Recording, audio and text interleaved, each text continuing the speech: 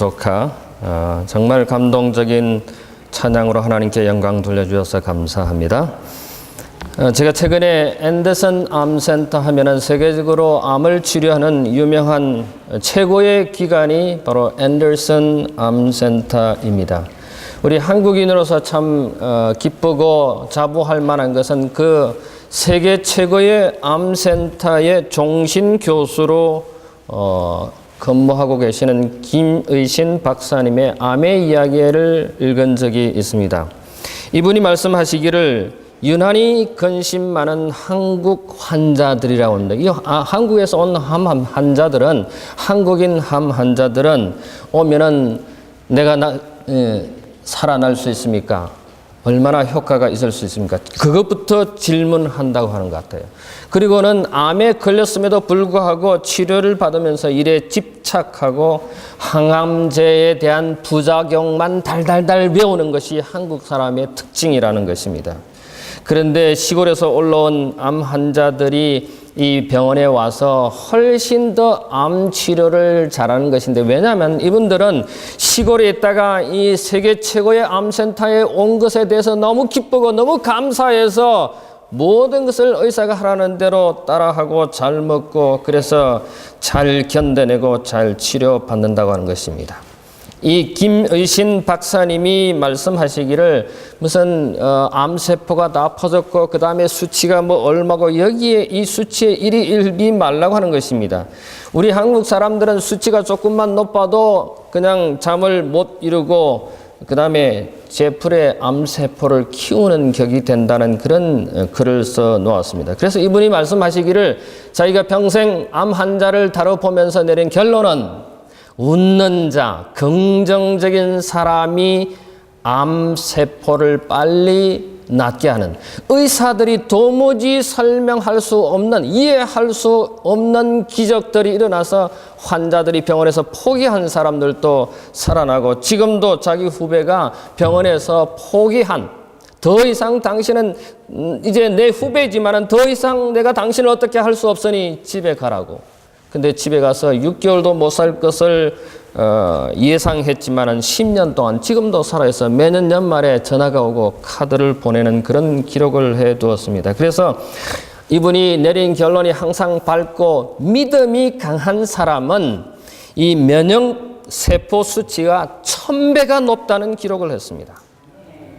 믿음이 좋은 사람이 건강하고 오래 산다고 하는 결론입니다. 모르겠어요. 이분이 그리스도인인지 잘 모르겠습니다만은, 그러나 세계 최고의 암 환자들을 다루는, 평생 암에 관해서 연구한 이분의 결론이 밝고 믿음이 강한 사람이 건강하게 산다.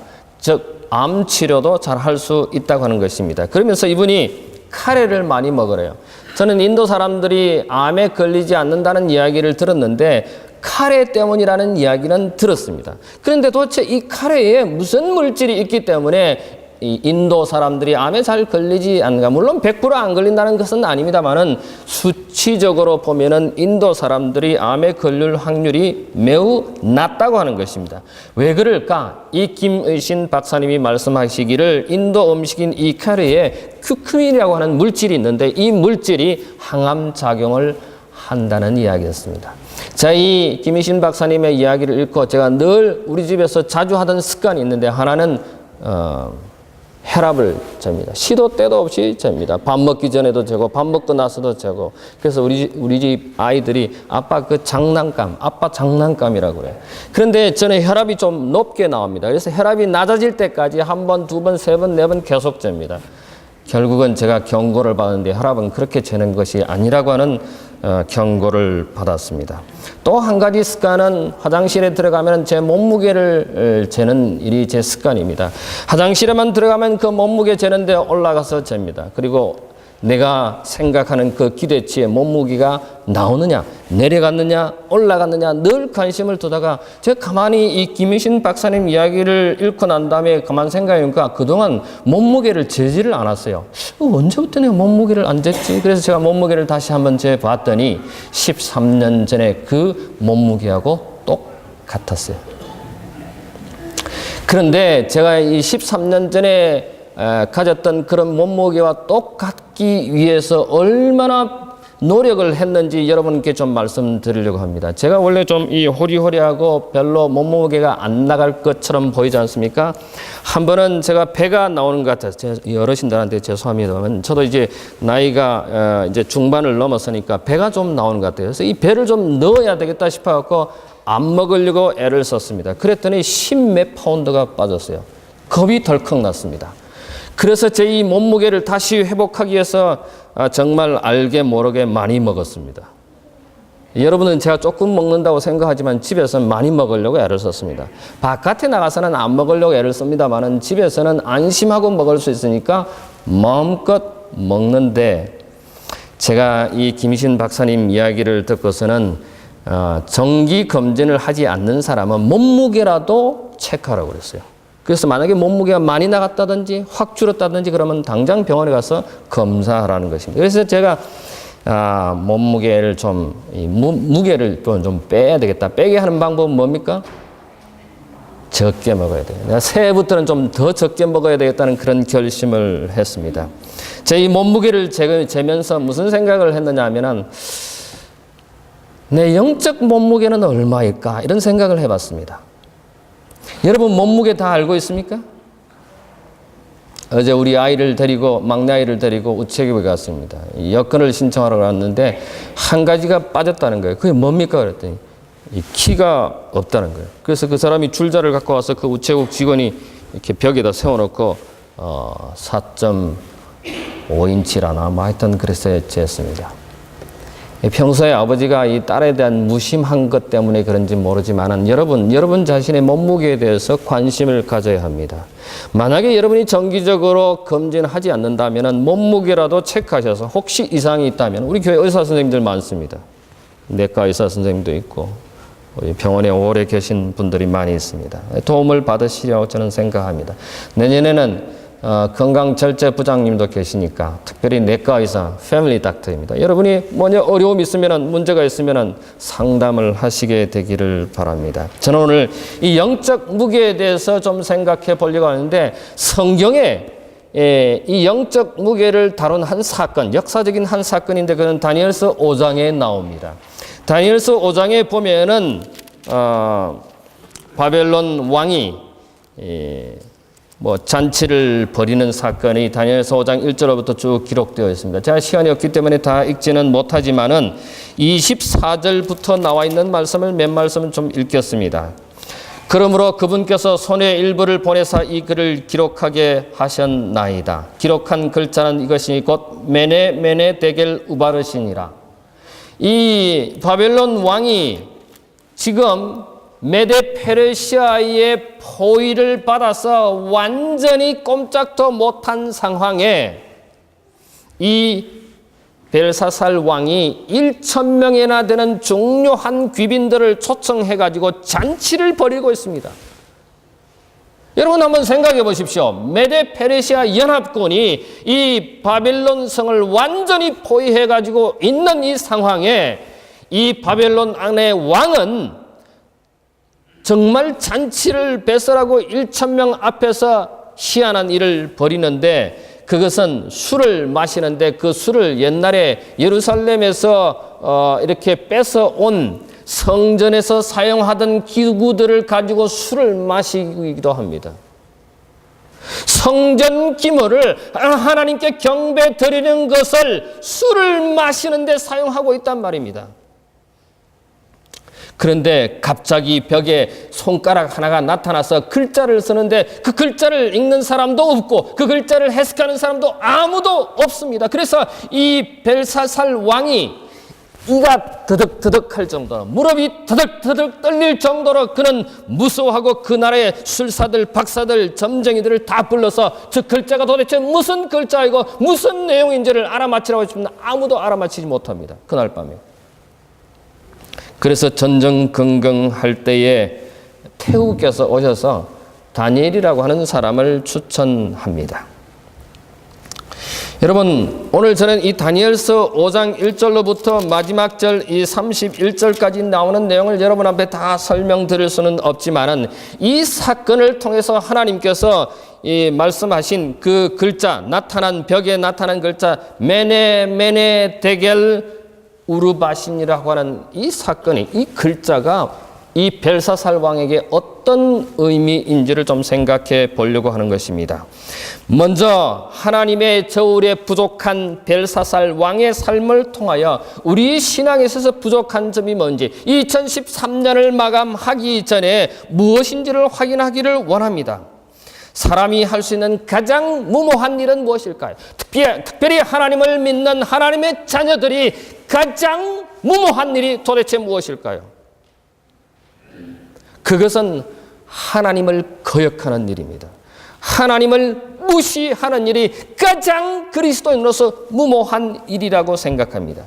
디모데전서 1장 13절에 보면은, 성경에 보면은 몇 사람들이 하나님을 거역한 장면들이 나옵니다. 내가 전에는 신성모독자여 핍박하는 자여 해를 끼치는 자였으나 도리어 긍휼을 얻게 되면 내가 믿지 아니하는 중에 알지 못하고 그렇게 행하였기 때문이다. 믿지 않을 때는, 알지 못할 때는 그렇게 무모하게 했었지만 하나님께서 이 사도 바울을 나중에 용서해 주셨죠. 그 다음에 느부갓네살의 교만을 우리는 다니엘서에서 봅니다. 다니엘 4장에 보면은 바벨론 왕 느부갓네살은 하나님께서 행하신 놀라운 일들을 보면서 다시금 망각해버리고 하나님을 무시하고 하나님을 거역하는 그의 행정과 삶을 통해서 결국 그는 들에 나가서 짐승처럼 사는 결과를 가져왔고, 나중에 그가 머리를 들어서 하늘의 묵별을 보면서 캄캄한 밤 하늘에 하나님의 위대하심을 깨닫고는 그는 회개하여 다시 왕으로 돌아오는 사건이 다니엘서 4장에 기록되어 있습니다. 그 다음에 오늘 우리가 보는 여기에 다니엘 5장의 벨사살이라고 하는 이 바빌론의 왕의 모습을 봅니다. 다니엘 5장 1절에 벨사살 왕이 그 긴 1,000명을 위하여 큰 잔치를 배설하고 그 1,000명 앞에서 술을 마시니라. 아니, 술을 마시는 좋지만은 왜 예루살렘에서 가져오는 성전에서 거룩하게 사용하던 그 성물들을 가지고 술을 따르나 이 말입니다. 오늘 우리의 삶 속에 어쩌면 이 교회에서 아니면 성물, 특별히 거룩하게 구별된 것에 대해서 우리 마음대로 행하지 않았나 우리는 생각해 볼 필요가 있습니다. 우리가 드린 헌물, 우리가 드린, 여러분 심지어 제가 전에도 한번 말씀드렸지만은 우리가 가져온, 집에서 가져온 파틀락, 이건 더 이상 내 것이 아닙니다. 하나님의 것입니다. 거룩한 성물입니다. 그것이 남았다고 내가 마음대로 가져갈 수 있는 것이 아닙니다. 그것은 하나님께 드린 것이므로 하나님의 것입니다. 더 이상 손댈 수 없습니다. 이곳에 있는 모든 것들이 성물입니다. 금요일 해지는 시각부터 토요일 해지는 까지 성스러운 시간입니다. 거룩한 시간입니다. 구별된 시간입니다. 그 시간에는 우리 마음대로 할 수 있는 시간이 아닌 것입니다. 이 교회 안에 있는 모든 것 하나하나가 구별된 것입니다. 마음대로 할 수 없는 것입니다.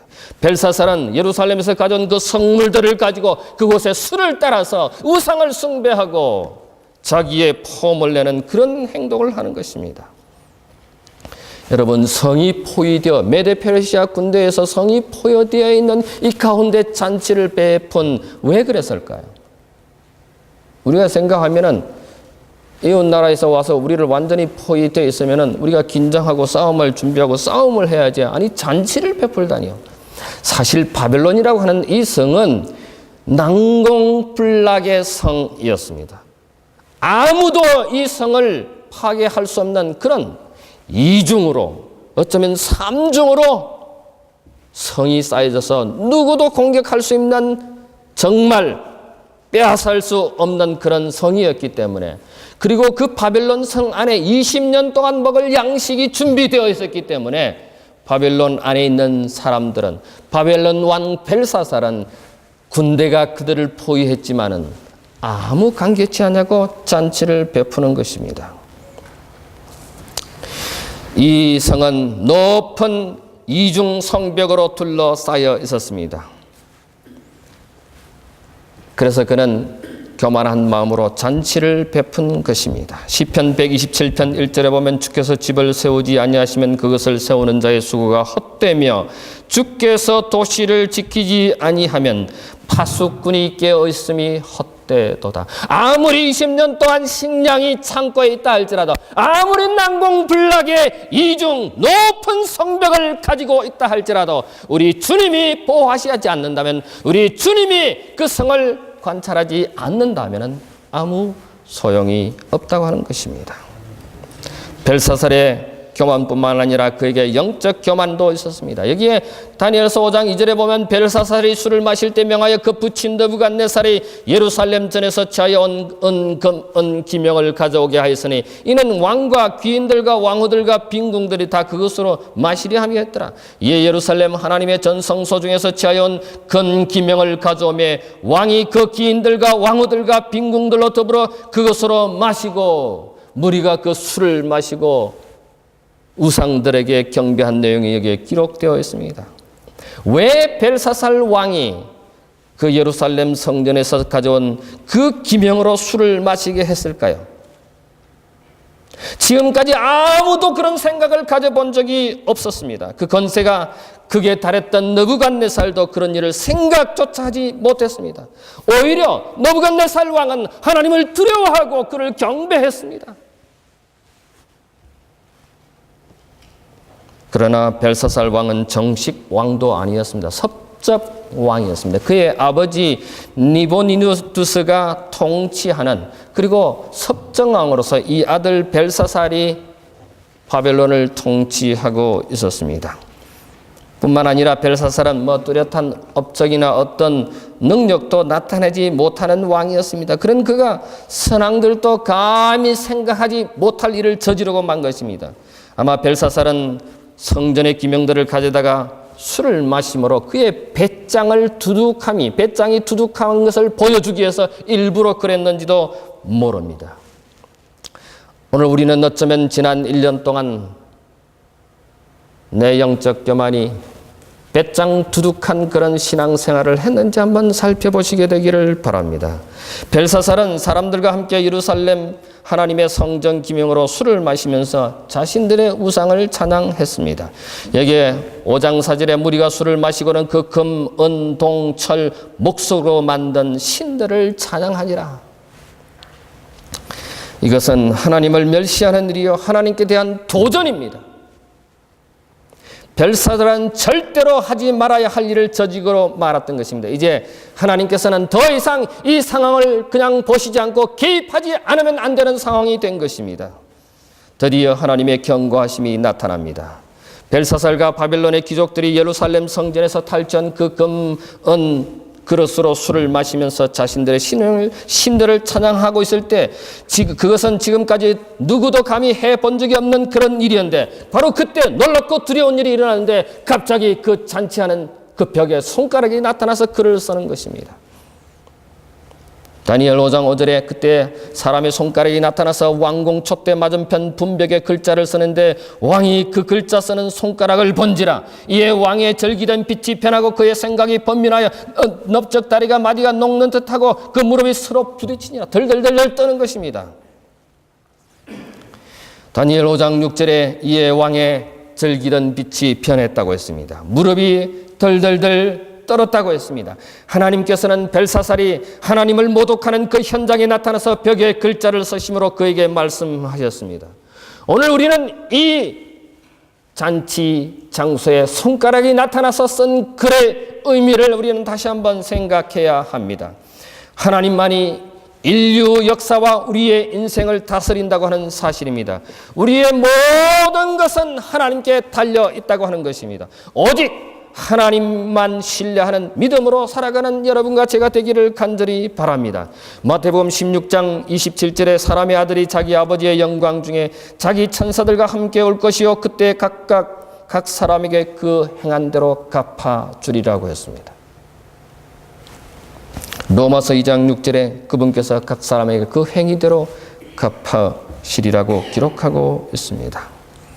하나님의 사람 다니엘을 통해서 이 벨사살 왕에게 그리고 바빌론 사람들에게 경고하시는 내용입니다. 여기에 7절에 이렇게 기록하고 있습니다. 왕이 크게 소리하여 술객과 갈대와 술사와 점장이를 불러오게 하고 바벨론 박사들에게 일러가라되 무릇 누구든지 이 글자를 읽고 그 해석을 내게 보이면 자주 옷을 입히고 금사슬로 목에 들이우고 그 나라로 셋째 치리자로 삼으리라. 이 셋째 치리자가 무슨 뜻입니까? 그의 아버지가 있고 그 다음에 섭점왕 벨사살이 있고 그 다음에 높은 자로 삼겠다고 하는 것입니다. 벨사살 다음으로 세 번째로 그 나라의 세 번째 통치자로 삼겠다고 하는 것입니다. 바빌론 술객들과 지혜자들은 아무도 그 글자를 해석하지 못했습니다. 벨사살은 두렵고 번민하고 죽을 지경이 되었습니다. 그때 태우께서 나타나서 말합니다. 여기 15장 10절에 이렇게 기록하고 있습니다. 태우가 왕과 그 귀인들의 말로 인하여 잔치하는 궁에 들어왔더니 이에 말하여 가로되 왕이여 만세수를 하옵소서. 왕의 생각을 번민케 말며 날빛을 변할 것이 아니니이다. 아니 그럼 무슨 대책이 무슨 해결책이 있습니까? 왕의 나라에 거룩한 신들의 영이 있는 사람들이 있으니 왕의 나라에 거룩한 영들의 신들의 영이 있는 사람이 있으니 곧 왕의 부친 때 느부갓네살 왕 때에 있던 자로서 명철과 총명과 지혜가 있어 신들의 지혜와 같은 자라. 왕의 부친 느부갓네살 왕이 그를 세워 박수와 술객과 갈대와 술사와 점장이의 어른을 삼으신 다니엘이라고 하는 사람이 있으니 이 다니엘에게 물으시면은 저 글자를 알 수 있고 해석을 알 수 있겠다고 벨사살 왕에게 자기 아들에게 이야기하는 것입니다. 벨사살이 그러면 다니엘에 대해서 몰랐을까요? 왕실이나 적어도 왕실 가까이서 자랐을 이 벨사살이 왕실에서 일어났던 유명한 일들을 몰랐을 리가 없습니다. 그러나 벨사살은 다니엘이 섬기는 그 하나님에 대해서 관심이 없었습니다. 뿐만 아니라 다니엘은 당시 80세의 노인이셨습니다. 그러기에 갑자기 나타나는 손가락들이 왕궁벽에 쓴 글자를 아무도 읽거나 해석하는 사람이 없었기 때문에 다시금 다니엘이 이 문제를 해결하기 위해서 왕 앞에 등장하게 됩니다. 사랑하는 우리 가족 여러분, 여러분에게 어려운 문제가 생기실 때 어떻게 하십니까? 누구를 찾아갑니까? 저는 지난 1년을 보내면서 어려운 문제가 생길 때 이 교회 와서 기도하는 성도들의 모습을 보고 참으로 감동을 많이 받았습니다. 낮이든 밤이든 교회 와서 무릎을 꿇고 하나님께 자기의 문제를 아뢰는 하나님을 먼저 찾는 성도들을 볼 때 이 교회 담임 목사로서 감동을 받지 않을 수가 없습니다.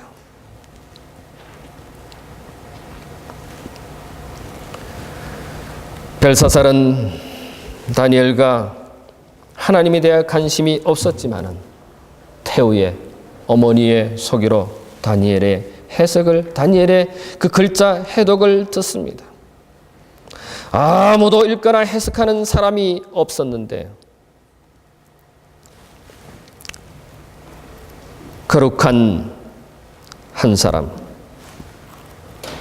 신의 영에 감동받은 사람, 하나님의 사람한테 이 문제에 대해서 질문하는 것입니다. 여러분이 어떤 문제가 있었을 때 교회 와서 하나님께 물어보시거나 교회 담임 목사나 장로들에게 혹은 내가 생각했을 때 저분이 정말 하나님의 사람이라고 생각하는 신분들한테 묻게 되시기를 바랍니다. 세상에 물을 것이 아니라 하나님의 사람들에게 묻게 되시기를 바랍니다.